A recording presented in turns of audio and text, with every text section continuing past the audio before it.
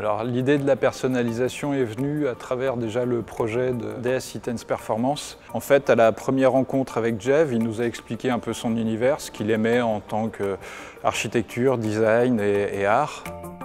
Alors les différentes étapes pour la création de la DS4, c'était déjà de rencontrer Jeff et de comprendre ce qu'il aimait.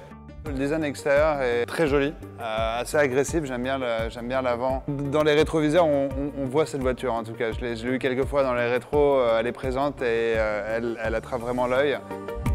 Ensuite l'intérieur sur le pack DS Performance, j'adore, tout en Alcantara, j'aime beaucoup cette matière. J'ai du mal à dire si je préfère l'intérieur ou l'extérieur, mais j'aime vraiment beaucoup les deux. Jeff nous a expliqué qu'il aimait les choses assez épurées, comme de l'architecture de Tadao Ando, qui est basée principalement sur une idée de béton et d'harmonie très neutre. Donc effectivement, c'est l'un des exemples qu'on peut donner comme influence. Ce qui me séduit le plus sur une voiture, ce sont les lignes extérieures. Je trouve que les phares disent beaucoup d'une voiture, c'est un peu la même chose que pour les yeux d'une personne. On arrive souvent à dire beaucoup de choses d'une personne en regardant ses yeux. Et je trouve que c'est assez vrai aussi pour les voitures.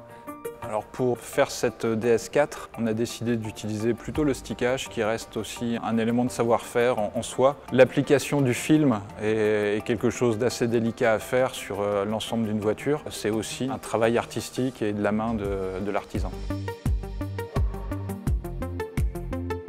Alors l'opportunité de travailler sur un véhicule unique est toujours une façon de pouvoir explorer le futur et on espère bien faire passer par exemple les capots Biton comme ça sur un véhicule série par exemple, sur une série spéciale. Ça serait un bel objectif, oui.